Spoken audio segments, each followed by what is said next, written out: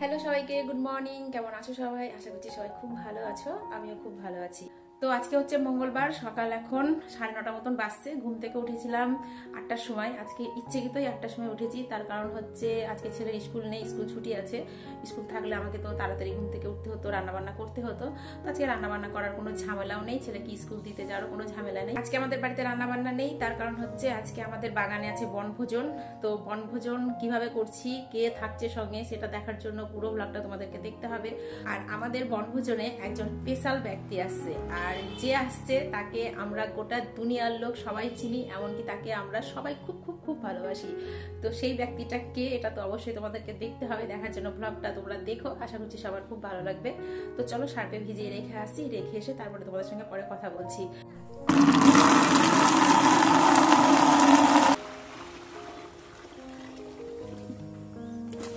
প্রথমে ভেবেছিলাম আজকে সার্ফে কিছু কাঁচা ধোয়া করব না, তারপরে দেখলাম আজকে যদি কাঁচা ধোয়া না করি তাহলে কালকে অনেকগুলো হয়ে যাবে। আর এখন একসঙ্গে অনেকগুলো জামা কাপড় কাচা আমার পক্ষে খুবই অসম্ভব, যেহেতু ঘরের কাজ বাইরের কাজ সব কিছু আমাকে করতে হচ্ছে।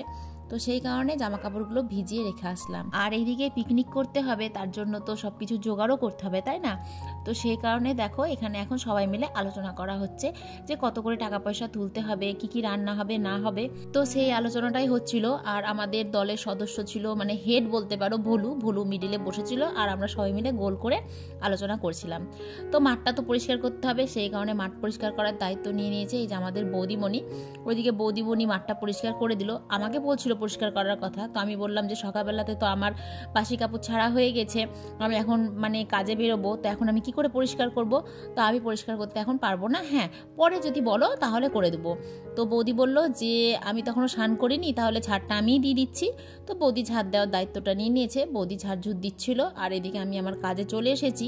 তো এখন আমি এসে বসে আছি ব্যাংকে। তো ব্যাংকে মোটামুটি আধ ঘন্টা মতন বসেছিলাম, বসে থাকার পরে কোনো কাজ হলো না। তো এই যে ঠাকুমাটা যেই কাজে এসেছিলো আমিও সেম ওই কাজে এসেছিলাম।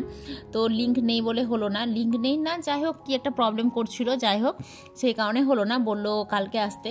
তো ওখানে বসে থেকে তারপরে কাজকাম সেরে আবার বাড়িতে চলে এলাম। বাড়িতে এসে এই যে সার্ফে জামা কাপড়গুলো ছিল ভেজানো, তো সেগুলোই কেচে ফেললাম। আজকে আর পুকুরে গেলাম না, কারণ এতবেলায় পুকুরে গেলে আমাকে আর পিকনিক করতে যেতে হবে না। এইদিকে সবাই রেগে গিয়েছে, কারণ পিকনিকের ওখানে সবাই মিলে একসঙ্গে না থাকলে ভালো লাগে বলো তো? তো সবাই যেহেতু স্নান টান করে সাজুগুজু করে চলে গেছে, এদিকে আমি এখনও যেতে পারিনি, তো বারবার আমাকে ডাকছে। তবে হ্যাঁ, আসার সময়তে তোমার ইয়ে কিনে এনেছিলাম, মানে ওই লুচি কিনে এনেছিলাম, তরকারি কিনে এনেছিলাম, কারণ সকালে তো জলখাবার করার আজকে টাইম পাইনি। তো লুচি আর তরকারি সকালবেলায় খেলাম। আর ওইদিকে পিকনিকের ওখানে মুড়ি মাখিয়েছিল, তো আমি আবার গিয়ে আমার ভাগের মুড়িটুকুও নিয়ে আসলাম। ভাগের জিনিস কেন ছাড়বো, তাই তো?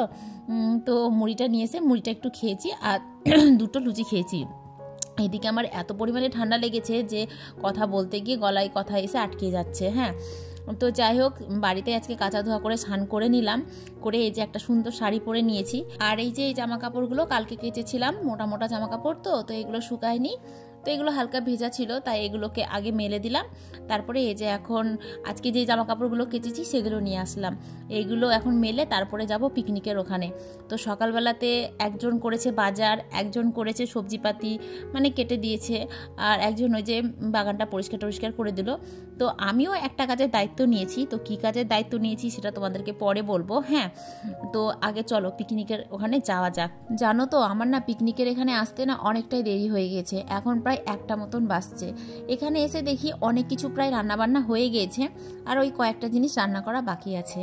তো তোমাদেরকে বলেছিলাম না যে আমাদের পিকনিকে একটা স্পেশাল মানুষ আসছে।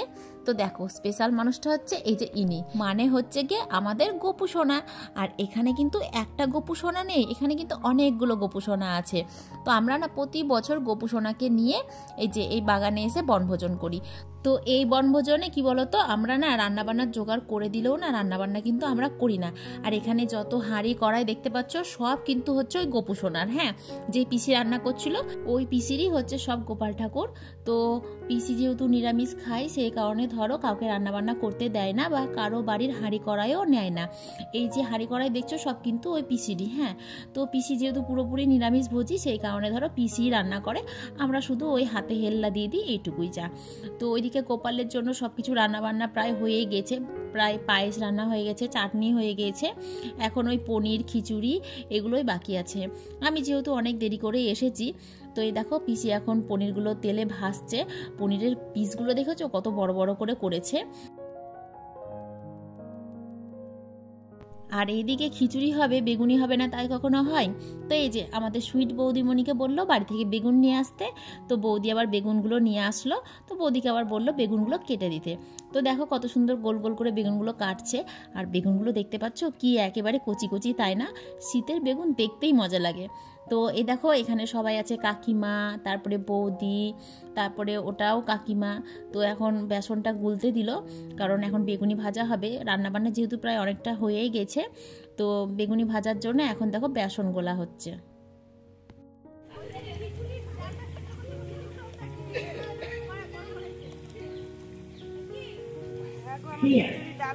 এদিকে দেখো একদিকে বেগুনি ভাজা হচ্ছে আর একদিকে তোমার পনির রান্না হচ্ছে।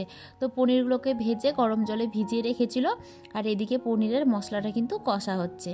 আর এই ওভেনটা দেখছো, এই ওভেনটা কিন্তু আজকেই সাইড হলো। পিসি কিন্তু ওই গোপু সোনার জন্য এই ওভেনটা কিনেছে। তো বললো আজকে যেহেতু গোপু সোনার জন্য বনভোজন করা হচ্ছে, তো আজকেই গোপু সোনার জন্য এটা সাইড করে ফেলি। তো এখানে কিন্তু ফার্স্টে গোপু সোনার জন্য রান্নাবান্না করা হচ্ছে।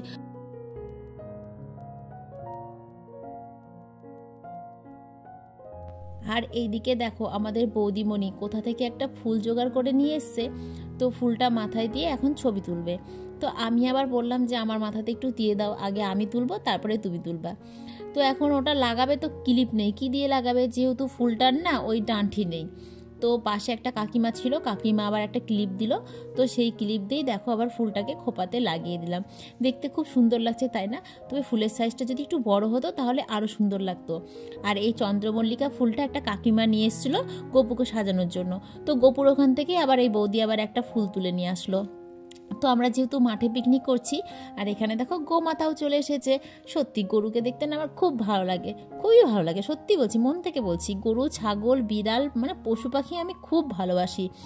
তো তার মধ্যে সব থেকে ভালো লাগে আমার কুকুর, গরু, এদের দুজনকে আমার বেশি ভালো লাগে। তারপরে পরে সবাইকে আস্তে আস্তে ভালো লাগে।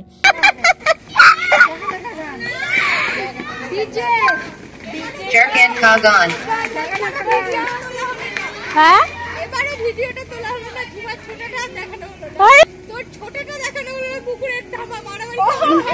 হ্যাঁ একটা কাপড় ডেকে নিয়ে আয়, আমি করব। ঝাঁকানোর নাম আসছে না তো? আরে তুই ঝুমায়ের পিছনের পাটা ধরে টানছে, এদিকে ওর গলা ধরে আছে। আমি যেখানে যাব সেখানে ভুলু যাবে না, তাই কখনো হয়? আর ভুলু যেহেতু বাগানে গিয়েছে আর আলগা কুকুর আছে বাগানে, তারা দুজন মিলে মারামারি শুরু করে দিয়েছিল। তাই আমি ছাড়াতে গিয়েছিলাম। তো এমনভাবে আমি ওদের মারামারিটা ছাড়াই যেটা দেখে সবাই খুব হাসে। মানে একবার এর ঠ্যাং ধরে টানি, একবার ওর ঠ্যাং ধরে টানি, কারণ ঠ্যাং না ধরে টানলে তো আর ছাড়ানো যাবে না, মুখ তো ধরতে পারবো না, মুখ ধরতে গেলে কামড় দিয়ে দিবে। তো ওই নিয়েই বলছিল যে এর আগের বারও তুই ওই কুকুরের মারামারি ছাড়াচ্ছিলি আর এবারও ছাড়াচ্ছিলি, হাতে ফোন থাকলে পরে একটু ভিডিও করে দিতাম। তো দেখো এদিকে গোপু সোনাকে সেবা দেওয়া হয়েছে, তো তার জন্য ওই জায়গাটাকে ঘিরে দেওয়া হয়েছে, কারণ ভগবানকে যখন সেবা দেওয়া হয় তখন কিন্তু মানে ঘিরে দেওয়াই হয়। তো চলো এবার কীর্তন শোনা যাক একটু।